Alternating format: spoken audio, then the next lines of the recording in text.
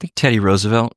For every good thing he did for labor law and for the environment, he countered with raging imperialism.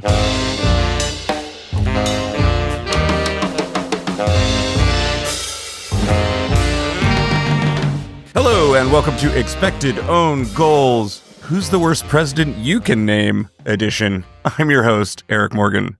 I'm Evan Davis. That's not fair. There's too many. We're going to keep with a national picture, but we're going to talk about, ideally, a far less fascist organization, the U.S. women's national team. But before we get there, let's cover a couple of signings. Yeah, nothing too major that went down last week, but college signing number 32 came down the pike with Carissa Boeckmann, midfielder out of Florida State, 1-year deal with Portland. This seems like she is trying out to be Sam Coffey's backup or to fill in for injury if Hina Sugita or Jessie Fleming get injured. Numbers are pretty good last year at Florida State when she was facing ranked teams in terms of winning the ball and keeping the ball. She didn't lose the ball in her own half a lot, twice per 96, made 12 recoveries and won 75% of her defensive duels. Yep. In those 787 minutes against ranked squads. And that's in the ACC, which is, according to Chris Henderson, a stronger league than the USL Super League. So, there might be something there. If she can level up to the pro game, she might have a nice little career as a ball-winning number 6. I think we'll get to it when we roll into our season previews, but this signing, along with the Jaden Perry signing, I think provides a little extra depth for a Portland team that I think for the first time, maybe in the franchise's history, we could say lacked depth. Yeah, I think that's fair, especially defensively, yeah. Yeah, in terms of defensive stick, you got the not necessarily unbiased scouting report from her coach last week, if you're a Patreon member, which was pretty glowing. And I think Boeckmann seems to be... Portland doesn't have another Sam Coffey type, and this offers Portland something that looks like that, which is massive. Yeah, completely. I mean, I think the one thing you worry about is she doesn't have Sam Coffey's progression abilities. She's fine as a passer from deep, but it's nothing like that really jumps off the page for you in the way that like Hannah Bebar does. But that's also fine, I mean, you allow Coffey to do the progression work, and if you pair them together, you're not losing anything defensively if you push Coffey a little bit further up.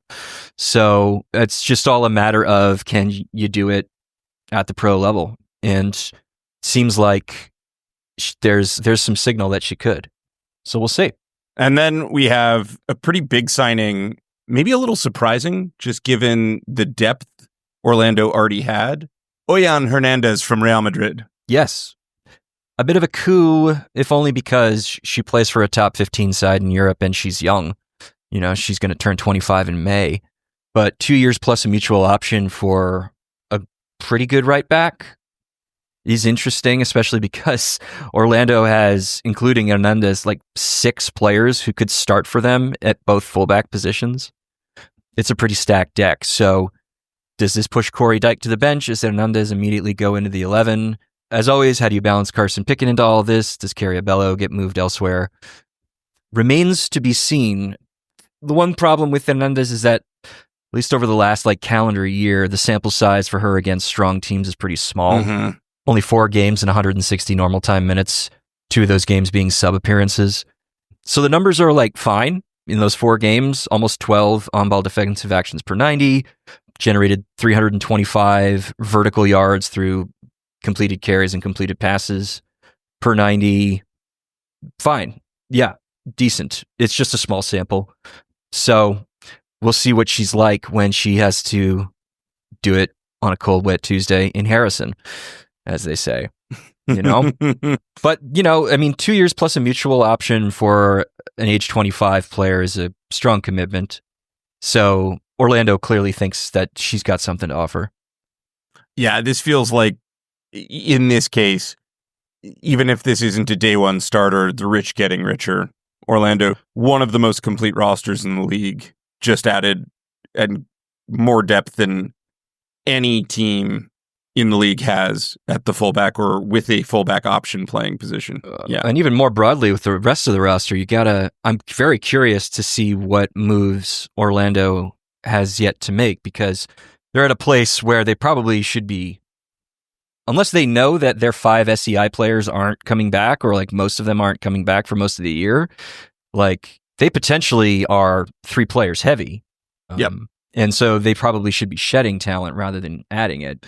But those 5 SEIs really throw a wrench in the gears. I was thinking the other day, with guaranteed no trade clauses, carrying so many SEIs at the beginning of the year, I wonder how much that really could negatively affect roster construction, because you need to get yourself to 26 players by the beginning of the season. But if people start coming off the SEI in May, June, before the season's even half over, you're going to have to start dumping contracts. And that's basically impossible, because you only get your one buyout a year. So you need to figure out who's open to a trade. There's an interesting kind of constraint of flexibility. It's almost walking a real tightrope, especially for them and Washington, who are also carrying a ton of SEIs. If you think that there's any chance that they come back early, then you gotta prepare for that, so you don't get caught with your pants down the way that Angel City did last year with Kristen Press. Yeah, but it feels like those are 2 of the best run teams in the league. I give them the benefit of the doubt. And this is why this is less concern trolling and more curiosity, really. Totally. Yeah, but I think it would be fair to say that if another club that we have less faith in how they are run were in this position, we would be throwing our hands up a little bit with concern. And no other club has such a separation between rostered players and players on the SEI list. Everybody's got 1 or 2. KC's got 3 at the moment. Gotham has none. So yeah, it is interesting that the 2 that are in the most extreme situations are Orlando and Washington. Utah too. Utah's got they got 4 SEIs. But Utah maybe turning out to be one of the better run clubs in the country. At least we'll be able to determine that more definitively by the end of the year. But in the way that they've behaved since Amy Rodriguez's firing certainly suggests a level of savviness on Kelly Cousins' part. But I guess we'll see how it all shakes out. We are both now on record really admiring the work that we've seen Utah in the sort of Coonrade's Cousins run era. But as we prepare for sort of preseason and making our previews, which is a lot of what you're going to be hearing, your feed is going to be inundated with us and our season previews. Utah is probably the one where I am struggling hardest to figure out how much I think this improvement is theoretical and how much I think it'll translate immediately onto the pitch. I think that's fair. Sure. But Utah is definitely making all the moves that suggest to me that this is a well-run team. Yeah. Even if it doesn't immediately, even if it kind of looks like Orlando 2023, where for I think both of us, it just wasn't clear yet how well-run they were. I think we're a little bit ahead of that in terms of analyzing Utah that way. But if all the pieces don't come together for Utah immediately, I don't think that that's any sort of reflection on the positive direction they've been heading in for quite some time now. For sure. I wanted to touch on this because the conversation that I think you and I probably were approached with most often when we were in Houston from people who were sort of more casual observers of the game was, do we think the NWSL is falling behind Europe? Right. And I think the Hernández signing is a great instance where we can sort of talk about the sort of misnomer and misperception about what's going on here. I don't think either you or I feel like the NWSL is falling behind. I think this is just a more natural flow of things. Unless I'm wrong, in which case, tell me, do you disagree? I mean, I think it just goes back to what we were talking about around the Gurma signing. If Trinity Rodman leaves the league, then maybe the league's in trouble. But yes, that hasn't happened yet. And also with players like Hernández, who is, is she a top 3 fullback in Europe? No, but she's someone who can compete for minutes with Spain and plays for Real Madrid, who always get embarrassed by Barcelona, but can hold their own elsewhere against stronger sides. So that tells me that there are players who are still interested in coming here. And why wouldn't they? Because, we have 14 of the 20 or 25 richest clubs in the world in women's football. Mm-hmm. So there's still money to be spent despite the salary cap restrictions available. So I think that it's always going to be a legitimate option. And people, I think, misread the tea leaves when this sample size is actually quite skewed. Like Jenna Neiswanger and Naomi Girma represent a very, very thin slice of the American soccer population, and they are basically the top of it.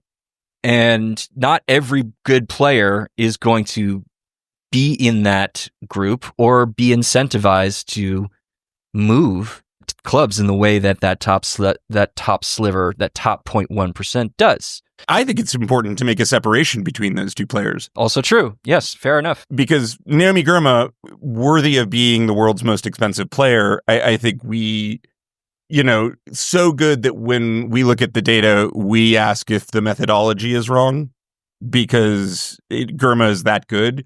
Jenna Neiswanger, on the other hand, was kind of a bang average fullback in the league last year. And despite her U.S. women's national team pedigree, I think it's harder to justify.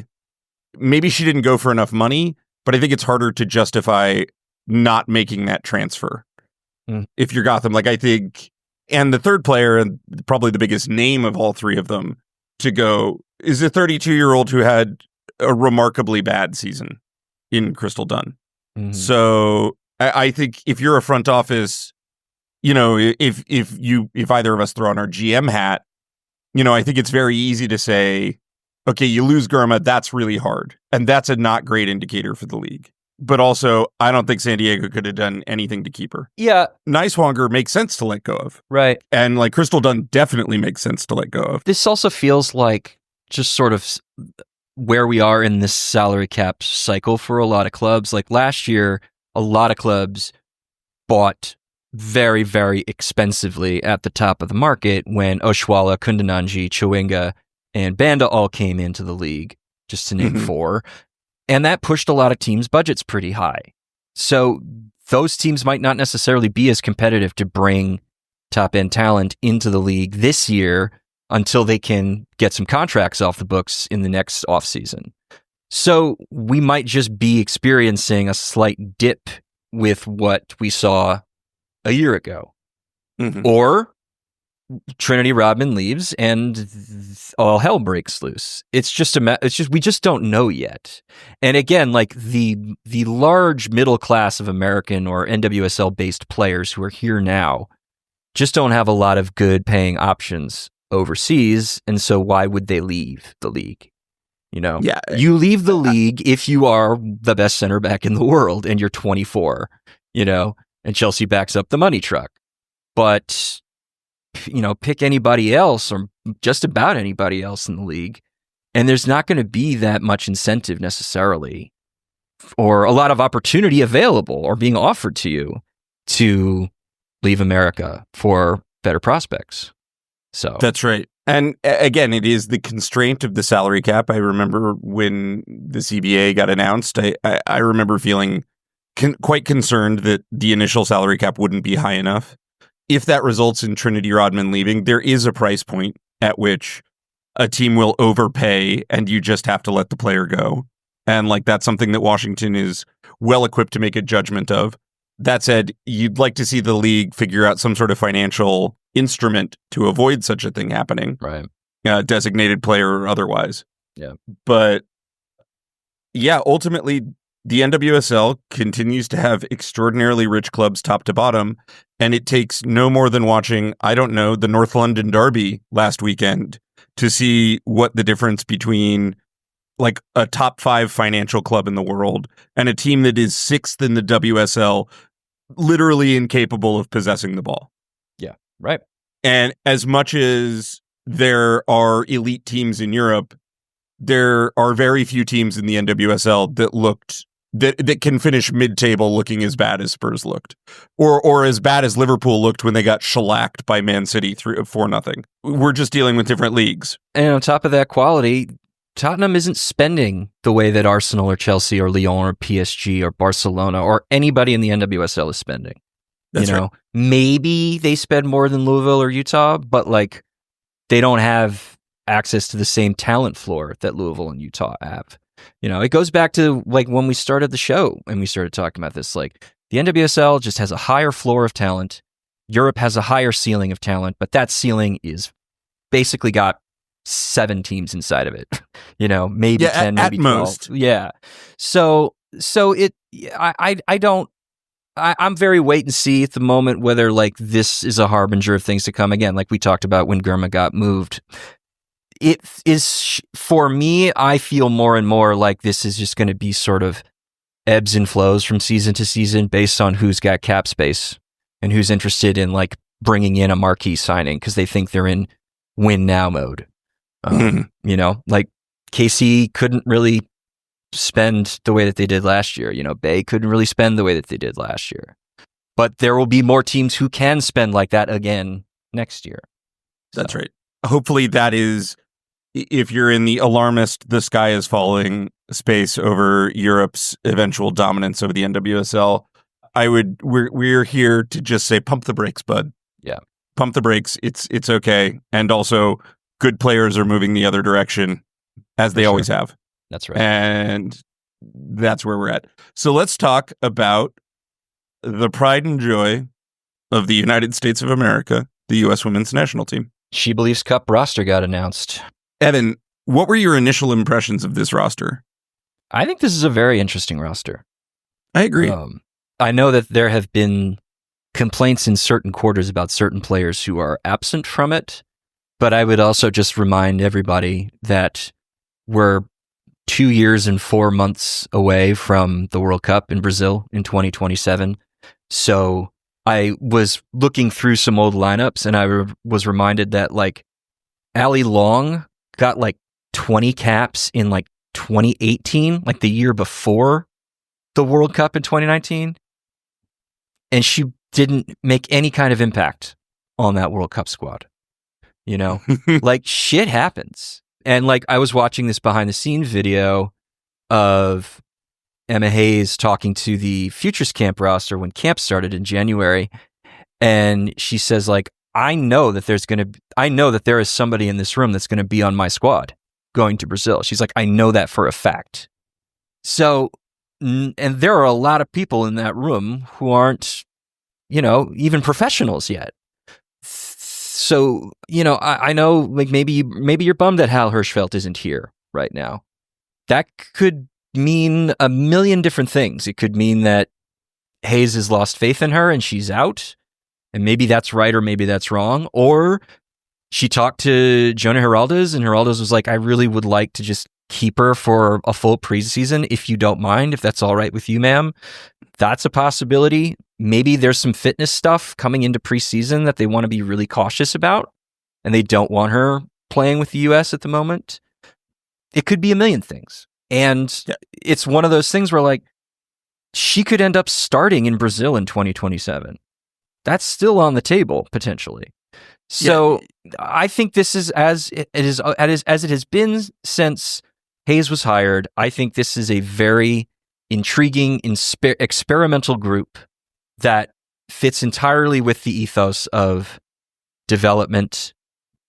She said some things in her media availability after the roster was announced that, like, for one, the U23 camps, maybe not for this window, but basically going forward, there's going to be a U23 camp training alongside the senior camp at every cycle, every window. Mm-hmm. And Hayes offered something kind of interesting where she said, our research indicates that it takes 6 camps before a player gets fully integrated into the international setup that they've put in place. And that means you got to have a lot of young, inexperienced players continually called up. And mm-hmm. I looked, and this is the least experienced SheBelieves Cup roster ever. And this tournament goes back to 2016. There are 4 players with no caps to their names on this roster.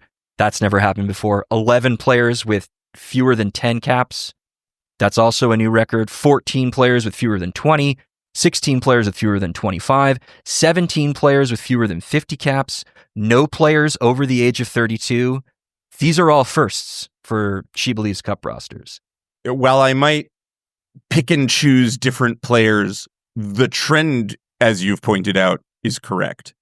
While there are like little squabbles to be had here and there about possible Emma Hayes preferences that maybe go against our reads of the data and our reads of the scouting, this is a roster that, unlike so many that have come before it, really seems to be about experimentation and possibility, as opposed to running out the stalwarts to win a largely inconsequential international tournament.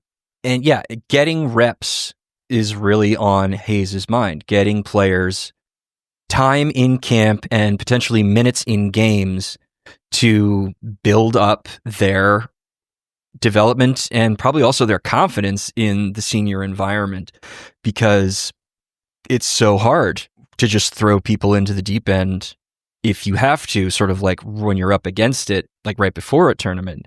So why not use this time now to get some seasoning for a lot of these players? And you just hit the nail on the head. I think there's a tendency, because of the way that this tournament is marketed by US Soccer, for people to give it a little bit more consequence than it actually deserves, because it is just 3 friendlies games. It's against three stronger opponents: Australia, Japan, Colombia. Those are teams on the stronger side. But it doesn't mean anything if you win it or you don't. It's like whatever records US Soccer wants to throw you, like this player has the most goals in SheBelieves Cup history, the most caps won. It's like it's 3 friendlies. Everybody slow your goddamn roll here. So yeah, let's have Tara McKeown get into a game. Let's have Giselle Thompson get into a game. Let's have Mandy McGlynn kind of run the show in goal. Why not? Let's get Katarina Macario in the mix at maybe a couple of different positions just to get her sea legs, since it's been so long since she's had US reps. It's stunning she only has 19 caps at 25 years old. That just speaks to the injury, an inability to stay healthy. Yeah, just like misfortune. I want to play a little game with you. We're going to do this back and forth. It's 3 players we're excited to see on this roster and 2 players we're not so excited to see on this roster, and possibly offering suggestions for who you'd sub in, sub out. Because I think there aren't that many mistakes. I think between us, we can probably find 4 players that we'd prefer not be here. Maybe, but we'll see. But let's start with the 3 we're excited are there. So Evan, I'm going to ask you to kick one off. Who are you most excited to see make this roster? Oh, Michelle Cooper, for sure. I mean, we've talked about her so much on the show, that the improvements that she made, first of all, just how underrated she was relative to her top line results in her rookie season, combining that with just the massive improvements we saw in her game and the nuances and the developments we saw in her game in her sophomore year. There's just no reason to keep her out of the setup now. And it certainly, from the outside looking in, she seems to have the kind of like aggressive mentality that the U.S. women's national team is often known for in their training environments. So it feels like she'll fit in. That's all speculation, but that's certainly what it feels like. And yeah, I think developing more attacking depth, developing an attacking band that doesn't involve triple espresso at all, that you could like literally plug and play like as a unit, almost like a line change in hockey if you need to, whether it's from starting whistle or at halftime, whatever, I think is going to be really key going forward. Because you never know. I mean, with Mallory Swanson's absence and Sophia Wilson and Trinity Robbins still sort of recovering from the lingering injuries of the season, maybe Triple Espresso never plays together again as a unit. Who knows? Again, ever? Yeah, I mean, who knows? It's again like we're a long ways away. There are a lot of roads down which this team can travel. But this is all to say that, like, with more than 2 years to work, like, this seems like a great time to use Cooper and maybe a couple other players to develop some relationships so that the backups are ready and they are prepared. So it doesn't feel like, oh my God, Sophia Wilson isn't in the team, well, we're fucked, which is sometimes how it has felt at points in the last couple of years. It's a funny thought. I was going to mention that, like, if you're worried about Hal Hirschfeld not being here, this entire roster is espresso-less. So don't freak out. That said, what do you think the odds are that Triple Espresso isn't leading the line at the 2027 World Cup? I think they're all healthy and fit. The odds are extremely low. Yeah, exactly. So, like, if everybody is available, I think it's hard to see a natural usurper for one of those positions emerging. Yeah. That said, easiest probably for me to imagine Mal Swanson being the player who has dropped from that 3, just given where she is, given the age. Maybe. But yeah, I think if they're all healthy, until further emerging players reveal themselves, which this tournament offers an opportunity for someone to do that, they are very much the in-ink starters moving forward. For sure. But there is the Ali Krieger comment that the U.S. bench is better than most teams' first 11. There's still that attitude that the U.S. believes they should rise to that claim. And so you need incredibly good bench attackers behind Triple Espresso to be ready to go when you need them. And I think Cooper is probably, I think she's probably the most talented here of like the newbies or the young ones who are inexperienced. It's funny. She had, like, in her rookie season, there were glimpses of a good player, but there wasn't enough to just immediately, like, feel especially confident in that against the sort of her age group of also talented attackers. Her sophomore season is a revelation, and some of it is a rising tide lifts all boats in Kansas City, but some of it is Michelle Cooper is just a very good athlete with good touch. Yep. And that at age 20 as an attacker is as exciting as it gets. So who's your first exciting pick?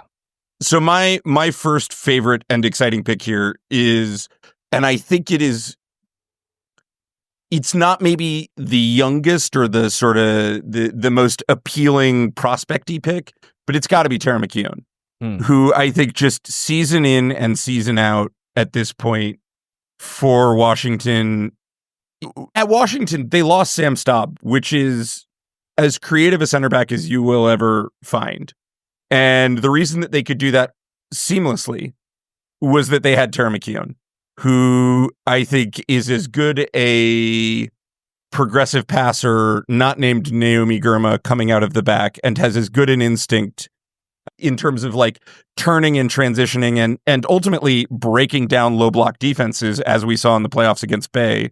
I mean, it was a hit and hope shot, but it's a striker's hit and hope shot, a well-seasoned hit and hope shot.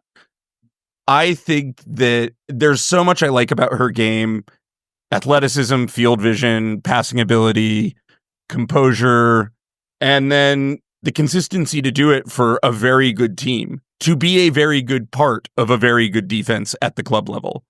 She has a lot to overcome to win a starting spot with the U.S. women's national team, but she and Emily Sams, who have 2 caps between them, which feels almost criminal, are 2 of the best young center backs in the world, or 2 of the best entering their prime center backs in the world.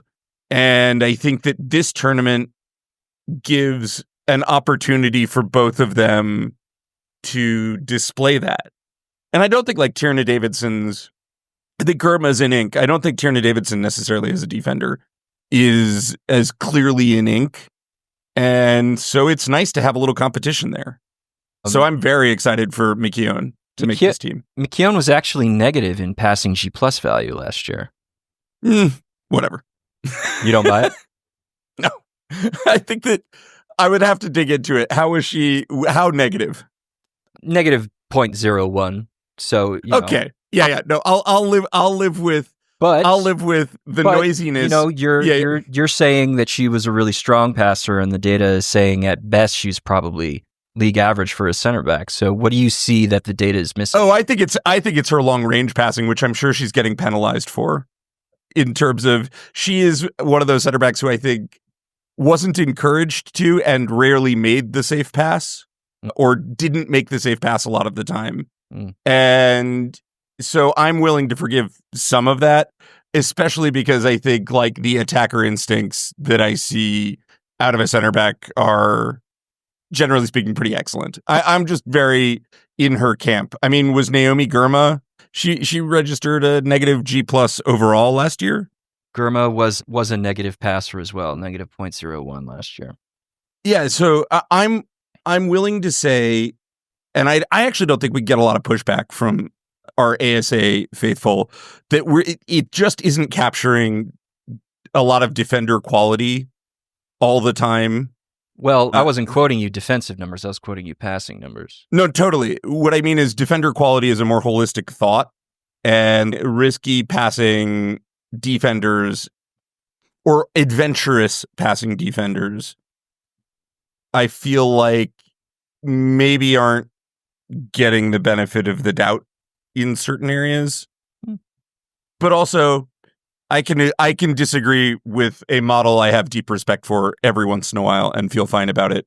I think that in terms of understanding defense, we're probably in a similar space to where we were in analytics with baseball defense a while back. Like, tracking data, I do think will help us a lot in this particular instance. And I just don't think, I'm not going to be upset about her 0.01 negative passing. Or Okay.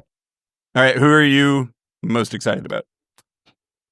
Well, maybe this is a good time to talk about Catarina Macario, actually. I mean, we mentioned her a second ago that her cap total is criminally low just because of the 2 full years she lost to injury and the time it's taken for her to get back into the swing of things. But well, it's probably justifiably low. It's just very unfortunate. No, I know. Yeah. She is probably the best player on the ball in this pool.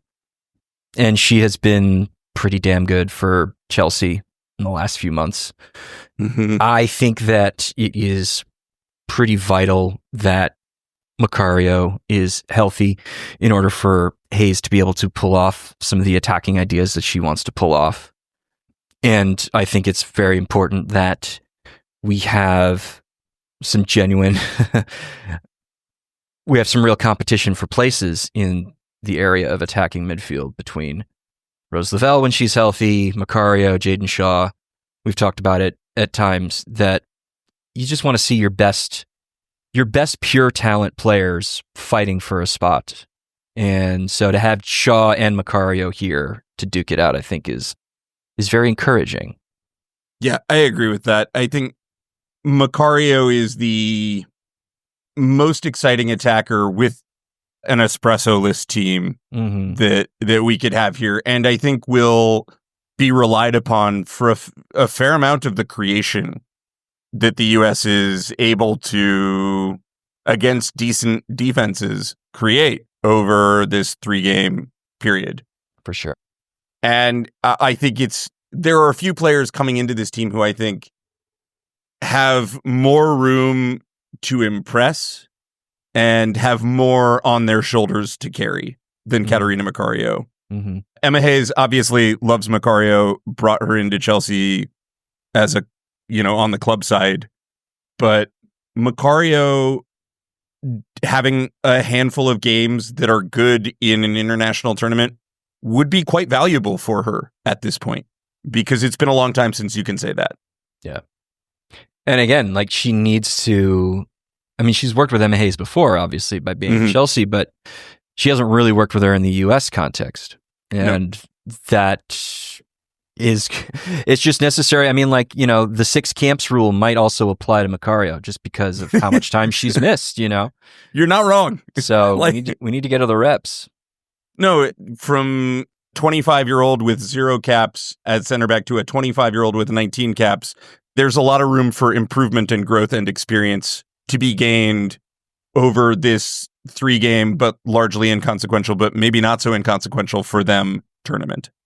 Yeah. So I agree. Macario is a player. I'm excited to see her, and I'm excited to see her where she kind of needs to be the dude offensively. For sure. Like that's incredibly exciting. Yeah. For me, I think probably the next, I mean, it's got to be Claire Hutton. Yeah. Like how could I not be thrilled about Claire Hutton, who sort of, we just got done with college week. Claire Hutton decided against any college weeks. I'm very excited to see Claire Hutton given a real opportunity to play the 6 with, ideally with Sam Coffey, whether in a double pivot or allowing Coffey to move forward. Hutton was just, if Cooper benefited from the rising tide lifts all boats in attack last year, Hutton was the backbone on which that attack was built, and really solidified one of the better and one of the more unheralded defensive units in the league. Hutton was a metronome, even though Kansas City shifted goalkeepers and shifted center back pairings during the season. I think if bar the existence of Croy Bethune's remarkable rookie season, Claire Hutton is your rookie of the year basically any other year. Certainly for me, and sounds like for you as well. Yeah. I mean, it was just Bethune just sort of like broke the sky. Yeah. It was unbelievable. But Claire Hutton at 19 years old with 0 caps, this is the perfect kind of tournament to roll her out and give her a real look. And I hope that, I think my greatest hope, and this will sound maybe even kind of petty, is that Claire Hutton in this tournament can unburden us from the presence of Corbin Albert, who I think Hutton is there to snipe and to take a role from potentially. Mm-hmm. Yeah, she's, when Hayes says to the Futures Camp players, I guarantee one of you is going to be on the World Cup roster, Hutton is the one with the best odds for that. Yeah, that I think is right. So, yeah, just an incredibly impressive person who, we've talked about ad nauseum as well. It's cool that she's going to be in the senior setup, and to learn, as you say, is to learn from the best in the biz, Sam Coffey, who I would imagine is going to take her under her wing throughout this whole camp.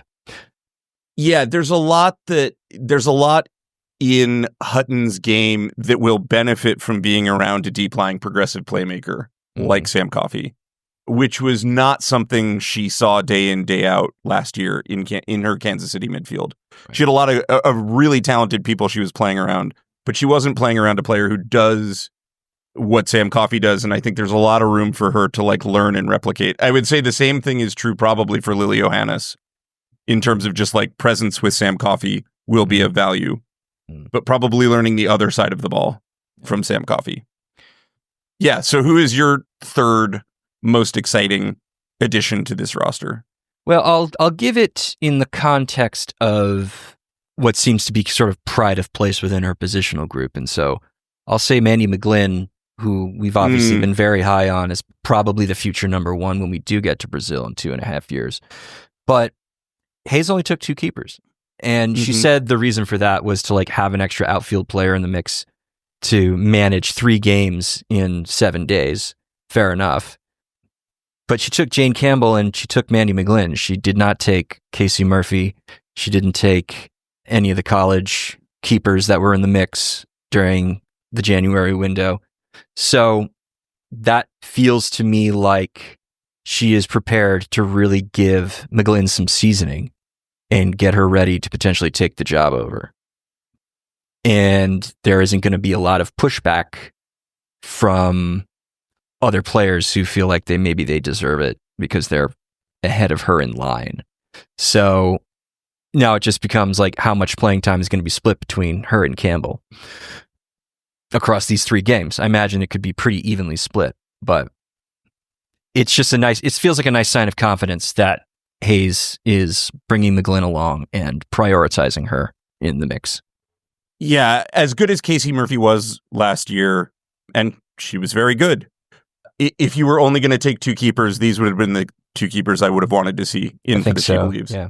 And I would love to see both of them get full 90s and starts, particularly against teams with attackers like Japan and Colombia present. Right. I'm a little more ambivalent about whether they split that 3rd game or whether one of them just gets it. Yeah. But Jane Campbell, just given goalkeeper aging curves, is by no means not in line to potentially start the next World Cup. But Mandy McGlynn feels like at 26 years old, she could potentially be the heir apparent for a period of time.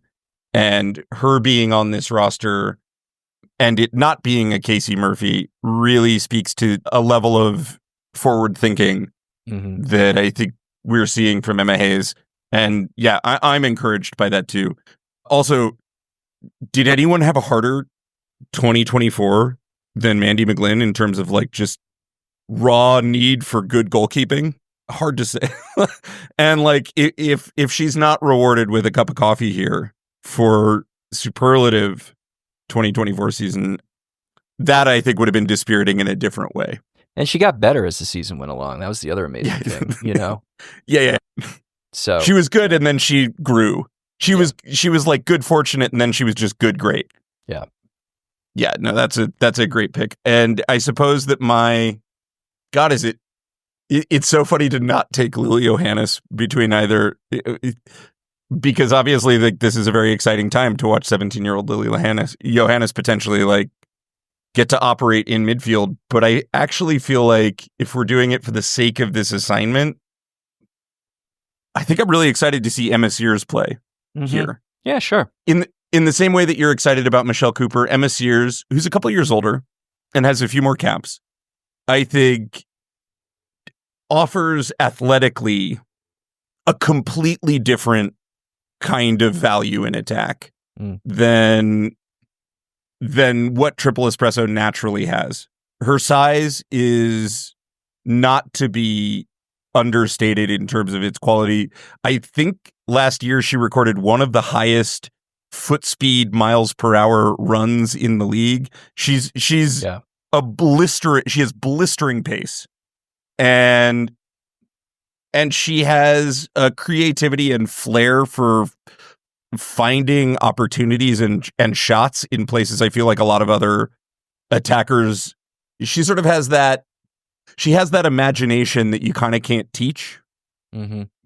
Probably best exemplified by that ridiculous goal she scored against Chicago last year.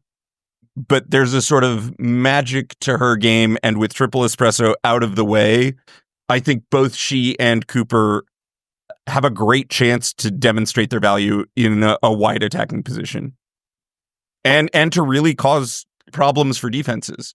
Moreover, she and Cooper like profile kind of differently. So Hayes will get a good chance to sort of see what preferentially shows up for her. So Emma Sears is, like Racing Louisville is often an afterthought. And Emma Sears is not a player that should be overlooked. So I'm stoked for her. Let's snake it. You kick off the players maybe who could have stayed home and no one would have broken a sweat round. Well, that's not fair because it's just how could I not pick Corbin Albert? Not only for all other purposes. It's the easiest. Maybe to avoid that, I'll leave Corbin Albert to you if you want. Maybe we should just say it goes without saying that we don't think Corbin Albert should be here. Yeah, we don't think Corbin Albert should be here. It seems like she's lost some of her manager's faith at PSG as well. Her numbers are not good. Did she play last weekend? I'm checking. I don't think she got minutes last weekend. In a national team setup with Claire Hutton and Lily Johannes coming and Corbin Albert's, it's not even the personality. It's not even the political stuff. It's just like she's a kind of lackluster midfielder. As another podcaster said to us at one point, she's not good enough to be this bigoted. And I think that that's, I just leave young Pete Rose at home, whatever you want to say. I'm fine with Corbin Albert being left at home. So yeah, you're right. Though I just said a lot, it does go without saying. I would have loved to have seen, and maybe this is the other easy one. I would have loved to have seen Lindsay Horan left at home for this. Because I think this is a low pressure tournament where you could do without Captain America needing the armband and taking up valuable minutes in attack. I know she's a leader on this team. I know she still has, at age 30, some time. And I think it's hard to imagine her not being a part of the next World Cup team, whether I think she should be or not. But what is to gain from having her here? What are you learning? Right. When you could give those minutes to Macario. Yeah, and I think also Shaw. it potentially could have been a chance to learn who your leaders are in her absence. Who the players are ready to step up and fill the void when she eventually does give up the armband in a few years' time, or who should be mentored by her in a leadership role. I think that there are 4 players here over the age of 30. You need a little bit of veteran presence. You need a little bit of you need a few players who have the history of the program in them to mentor the youth. But I don't know if it would have been kind of interesting to see how it would have worked without Heaps there. I think that's a really interesting take, for sure. It's just what are you learning with her present? Truly. Right. I would love to hear the straw man argument for why you bring her. Right. That isn't just she's the captain. Yeah. Well, my pick along similar lines is Crystal Dunn. Yeah, I figured you would take one and I would take one of those. Yeah. Yeah. Go on. Lynn Biondolo and Emily Sonnet have both been around for years. They're both incredibly well seasoned. They know the program. They're there for veteran presence and mentorship. I don't know what you learn with Dunn there. Do you really expect her to be competing for a spot in 2027, even on the bench? Those chances feel a little remote. I think Hayes sees that differently than you and I, to be honest. I'm sure, and I'm sure Crystal Dunn sees it differently too. I think her presence here is a statement of that Hayes sees it differently than you or I.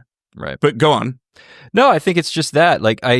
She had the worst season of her career last year. I don't think you can completely chalk it up to things beyond her control. At her age, she's going to be 35, I think, by the time the World Cup starts in Brazil, 34, 35. Given the way that she plays, given the position that she plays, it just feels very, very difficult to imagine that she'll be fighting for a spot. And, what off-field stuff do you not get elsewhere that only she can provide? Maybe there's something that I'm not aware of. It could be, but you know what Crystal Dunn is, even though we always constantly joke, well, where do you play her? What is her position? You know what Crystal Dunn is at this point. Yeah, and it's actually not that aligned with what she wants to be doing on the field. Right. Which is the other problem. Right. I think we saw at the Olympics what Crystal Dunn's sort of best use is at this point, and that is not aligned with why she is at PSG. All right, who's your other player? Well, I wanted to say on the Dunn point, also, she's just brand new in her club side. Yeah. If there were ever a reason to just let a player bed in in their new environment, which is often a thing that happens here, it's what's happening with Girma. Why would you not do that with Crystal Dunn at PSG? She has been there not yet a month or a month. Yeah. No, my next player that I'm a little bummed to see at this tournament, to see on this roster. I mean, it's probably not for particularly different reasons, and we talked about her earlier in this episode. It's got to be Jenna Neiswanger. She's not yet broken into that 11 at Arsenal. Give her the time to bed in there. And she's one where, grab another left back to bring up and bed in here. And to just sort of see what happens. Grab another fullback to give minutes an opportunity to. Especially because the field is not particularly deep here. I don't need to bang the Izzy Rodriguez drum any harder than I've already banged it. But Jenna Neiswanger's addition here isn't so much about form, whether that be on the club side or for the US, and isn't about convenience. She just got transferred to Arsenal. So I don't get it. other than to give a player with 18 caps 2 more caps, probably. Right. Yeah, to your point, she's played 4 minutes for Arsenal. Yeah, she is not. She's been and I believe they are 4 sub-minutes she played over the weekend against Spurs. That's right. When Arsenal was already up 4-0. Yeah. Yeah, no need for Nice-Wonker. No. Nice Wonker. Yes. Who's your disappointing addition to the roster? I mean, beyond that, like, it's hard. This roster's pretty good. It's pretty good. I mean, at the very least, it's interesting for the objectives that Hayes hopes it will serve, you know? I mean, maybe again, like for staying with fullbacks, maybe Emily Fox. Yeah, that was the other one I was debating. It's like Emily Fox she is embedded in the Arsenal system, but she's just like she doesn't move the needle for me. Yeah, and the way that she got used at the Olympics, the way that Hayes seems to want to use her in possession, which is that tucked in, basically like wide center back role in a 3 in that rest defense structure, feels fine. And if you really like, I'm sort of at a point now with like seeing the way that Hayes wants to deploy Fox. I'm sort of in a place where it's not necessarily my choice were I the head coach of this squad, but like if that's what you want to do, go with Christ, my child. Like I'm not gonna be like all that chuffed about it at the end of the day. But for that fact, for all of the tape, all of the time spent, all of the knowledge you have of Emily Fox, knowing how thin the fullback position is at the moment, why not give somebody else a look? You know? That's right. What would it hurt? You know? So unless you really were unimpressed with some of the alternative fullback options that you saw in the December window and at the January camp, which could very well be, maybe she just doesn't think anybody is up to snuff at this point, even 2.5 years out. But like Lindsay Heaps, like Crystal Dunn, I just don't know what you learn by this in the next couple of weeks with Emily Fox. Like she's a pretty finished article as a player in the way, and also in the way that you want to use her. And by the way, a finished article as a solid to very good pro. Sure. Oh yeah. Like, Again, like that, that's why I'm not bothered. Like if you want to make her your starting right back at the World Cup, I'm not gonna like raise hell about it. You know? Yeah, it will be a matter of stylistic and taste choices that separate why I wouldn't start Emily Fox versus why someone might. But it's not because there is a distinctly better option that has emerged at this point. But it is one of the less exciting choices. And I think that that's really a compliment to this roster's construction, that like we're struggling to pick a fourth player here, and that Emily Fox sort of gets this dubious distinction for being a player I think both of us like probably rate appropriately as like a good player. And, you know, maybe also she would be useful as sort of a guiding light for Giselle Thompson, because Giselle Thompson very possibly could end up being a right back. That's where she might fall with the U.S. And so Fox is a good person to learn from and learn the system from, where, you know, Dunn is going to be a left-sided player. And also we don't know what Hayes wants to do with Dunn. Maybe creating a Fox-Giselle Thompson relationship would pay some dividends, which is also why I think it's appropriate that Fox is sort of the last one we pick in this little cycle, because even with our issues of having her here, based on like what do you learn about her, she still potentially, you know, creates some off-field value too for some of the younger group. Yeah, I think that's right. I think Emily Fox moving into a leadership role is probably a pretty natural next step. She is the most capped person under the age of 30 on this team, which is Davidson's got 3 more caps than her, but it's close. Sorry, she is the second most capped person under the age of 30 on this team, which is frankly surprising. Yeah. And Davidson racked up a bunch of those caps a couple of years earlier than when Fox started. Like she was getting in the squad more frequently than Fox was early on. So Fox really has become has taken the last 3-4 years in this very concentrated period and just doesn't seem to be letting go of the right back position. And now 2 head coaches in the U.S. have put their entire trust in her.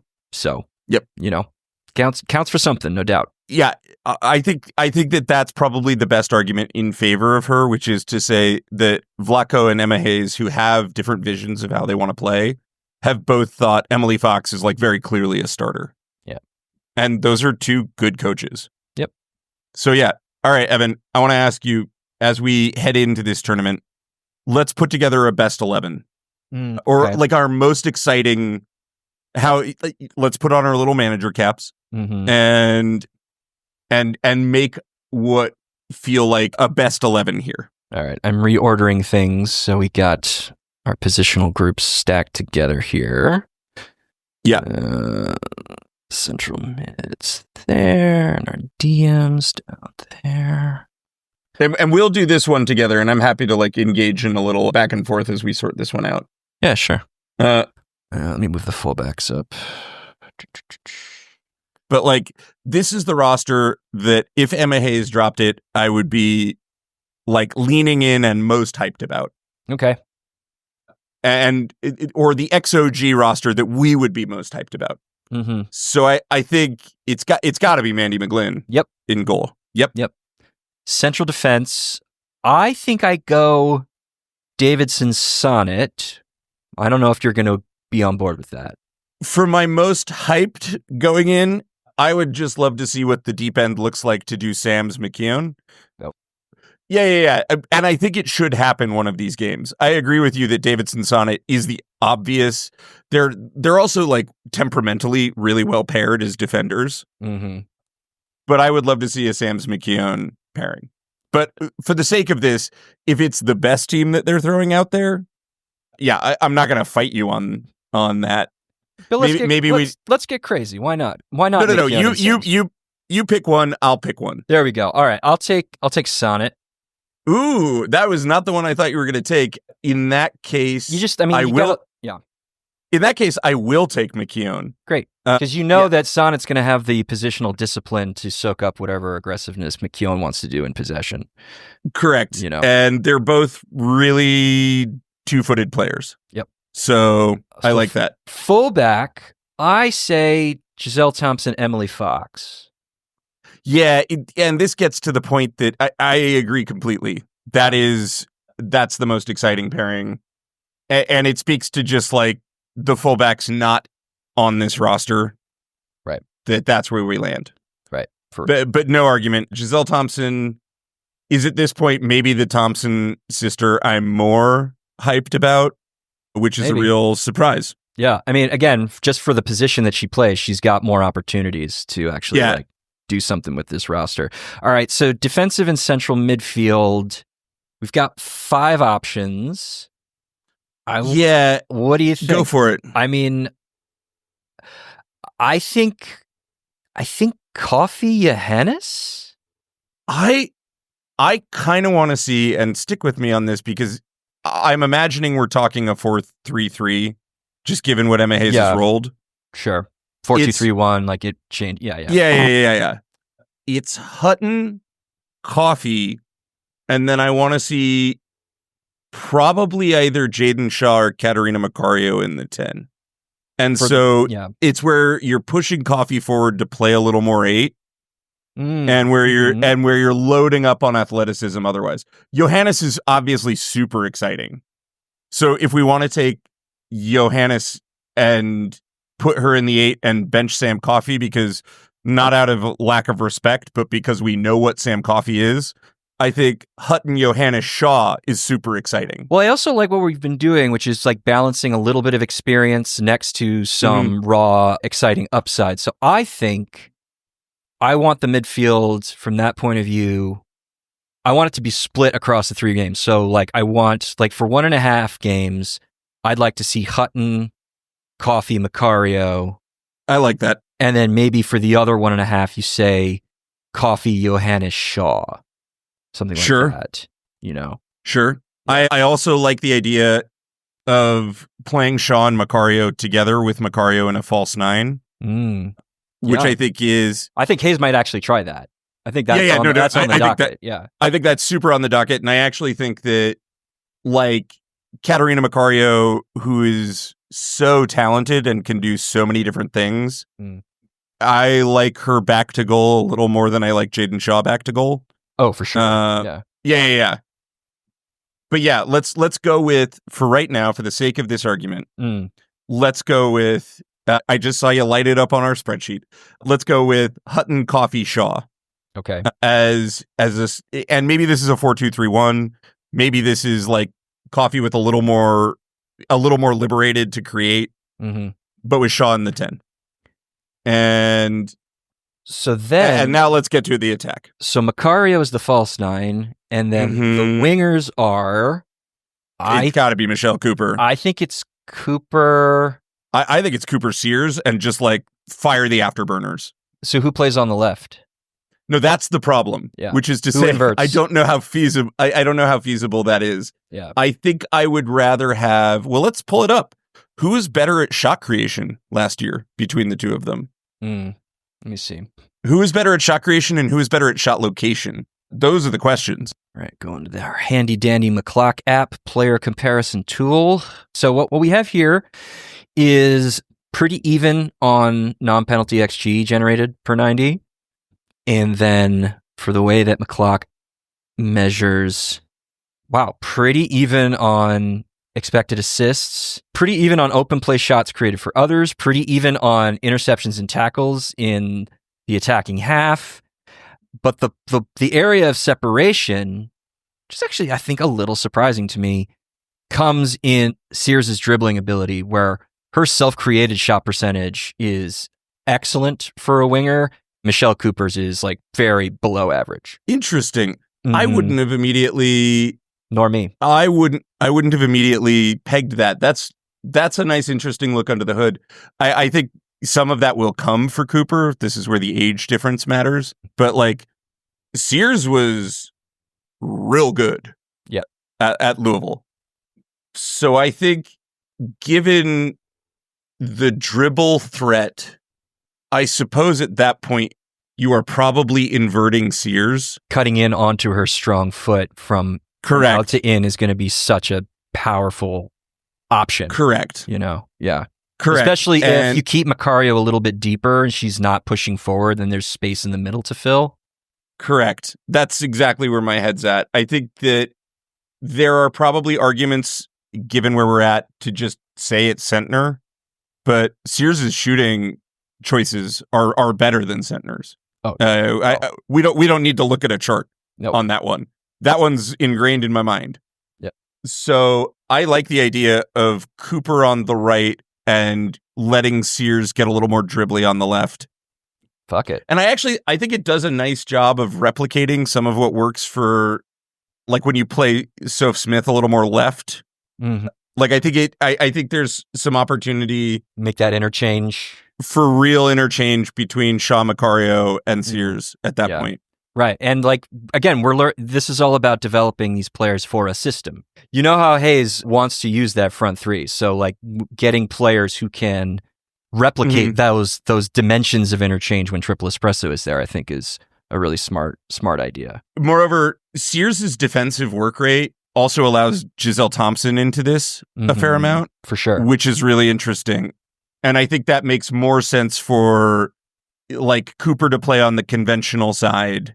And if you're looking for the player to create crossing opportunity for one of the fullbacks, playing Sears in an inverted way creates that space for Giselle Thompson to get up the wing and create crossing opportunities. Yeah. So I think that's probably a pretty unlikely choice. I don't know how Emma Sears would feel about it, but if we're going to go and recap this, our 11 is McGlynn, McKeown, Sonnet, Thompson, Fox, Hutton, Coffee, Shaw, Macario in a false 9 with Cooper and Sears on the right and the left. I like it. If I saw that lineup, I'd be like, where are my chips? That lineup is just a fun time at the movies. You know what I mean? That's a lineup to try against maybe Japan. Oh. You get some size advantage. If you can get Japan out, you've got real pace benefits here. Anyway, yeah, who would you run this lineup out against? The low risk decision would be Australia.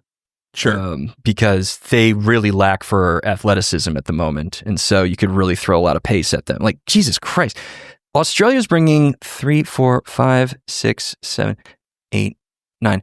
They're bringing 9 players age 30 or older to this thing, you know? Oh my.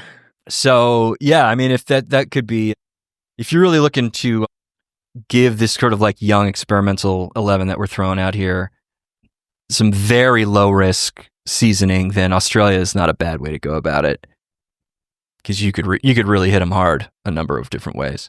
So yeah, I think this is gonna be very interesting. I hope it's gonna be very educational, both for fans and for Hayes. And just remember, none of it counts, none of it matters. No. And we're 2.5 years away from the World Cup, so let's throw caution to the wind. Let's be less Rembrandt and a little bit more Jackson Pollock. Yeah, Emma Hayes has yet to lose a game. Is that still true? Yes. It is. So if you're going to lose one, maybe now? Do it now, for sure. Yeah. Before we move on, I just want to make sure that's correct. As shocking as that statement is, I actually think it is correct. No, yeah, 0-0 to England, and then they had to come from behind to beat the Netherlands 2-1. So yeah, no, she remains undefeated, and knowing how to respond to a loss is just as important, if not more so, for a developing player. So who cares? Losing might actually be a good thing. As much as it probably will throw fans and the media environment into a minor tizzy, this team needs to lose at some point. But you know who never loses? Expected own goals. I feel like we lose sometimes. All we do is win, no matter what. Okay. You could. That's not my interpretation of our prior events. I feel like we've learned from some losses, but go on. I'm obviously kidding. Thanks so much for listening. Rate, review, subscribe. Tell all your friends about us. Do all the things that you're supposed to do for podcasts. Follow us on socials at XOwnGoals. That's the letter X Own Goals. Email us at expectedowngoals@gmail.com. That's the letter expectedowngoals@gmail.com. If you believe we've made an own goal, subscribe to our Patreon for only $6 a month or $60 a year. It gets you 4 bonus episodes every single month, as well as access to our Discord server and our semi-occasional live game YouTube streams. We will be back on Patreon this very Thursday, as a matter of fact, discussing, I don't know what. We got to figure that out. So yeah, we'll be back on main feed on Friday, February 28th, covering the SheBelieves Cup, unless some insane breaking news occurs between now and then, and we got to jump on early. So expect us on main feed then. Expect us on Patreon this Thursday. All right. Talk soon. Bye.